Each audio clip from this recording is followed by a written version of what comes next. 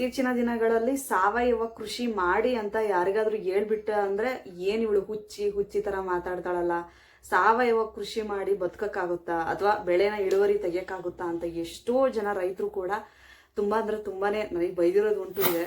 ನಮ್ಮ ಜನಗಳ ಮೈಂಡ್ ಅಲ್ಲಿ ಏನ್ ಸೆಟ್ ಆಗ್ಬಿಟ್ಟಿದೆ ಅಂದ್ರೆ ಅಗ್ರಿಕಲ್ಚರ್ ಅಲ್ಲಿ ದುಡ್ಡಿಲ್ಲ, ಬಟ್ ರೈತರ ಒಂದು ಪ್ರೊಫೆಷನ್ ಅಲ್ಲಿ ಬೇಸತ್ತು ಮಾಡ್ಕೊಂಡಿರೋದು.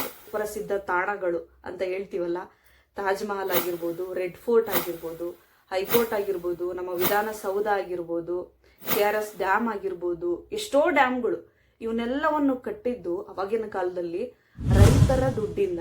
ಅಂದ್ರೆ ರೈತರು ಕಟ್ಟುವಂತಹ ಕಂದಾಯದಿಂದನೇ ಇವನ್ನೆಲ್ಲವನ್ನು ಕೂಡ ಕಟ್ಟಕ್ ಸಾಧ್ಯ ಆಗಿತ್ತು. ಇಂಪೋರ್ಟ್ ಮಾಡಿನೇ ನಾವು ಎಕನಾಮಿನ ಕೆಳಗಡೆ ಇಳಿಸ್ಕೊಂಡ್ರಿ ಅಂತ ನನಗೆ ಅನಿಸ್ತಾ ಇದೆ. ಕಾಸಿನ ಸರ ಇರ್ತಿತ್ತೋ ಇಲ್ವೋ ಅಂತ ಕೇಳ್ಬಿಡಿ, ಖಂಡಿತವಾಗ್ಲೂ ಇರ್ತಿತ್ತು. 3 ಎಕರೆ 2 ಎಕರೆ ಇರೋರ ಹತ್ರನೂ ಕೂಡ ಒಂದು ಕಾಸಿನ ಸರ, ಬಾಯ್ತಲೆ ಬೊಟ್ಟು, ಡಾಬು ಇದ್ದೇ ಇರ್ತಿತ್ತು. ಅಟ್ಲೀಸ್ಟ್ ಬೆಳ್ಳಿ ಡಾಬು ಅಂತೂ ಕಂಪಲ್ಸರಿ ಇರ್ತಿತ್ತು. ಬರೀ ಸಾವಯವ ಕೃಷಿ ಮಾಡಿನೇ ಅವ್ರು ಅಷ್ಟೊಂದೆಲ್ಲ ಗಳಿಸಿದ್ರು.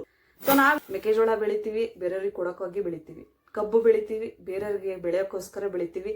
ನಾವು ಮನೇಲಿ ಏನು ಊಟ ಮಾಡ್ತೀವೋ ಅದನ್ನೆಲ್ಲವನ್ನು ಕೂಡ ಕೊಂಡ್ಕೊಂಡ್ ಬರ್ತೀವಿ, ಡಬಲ್ ದುಡ್ಡು ಕೊಟ್ಬಿಟ್ಟು.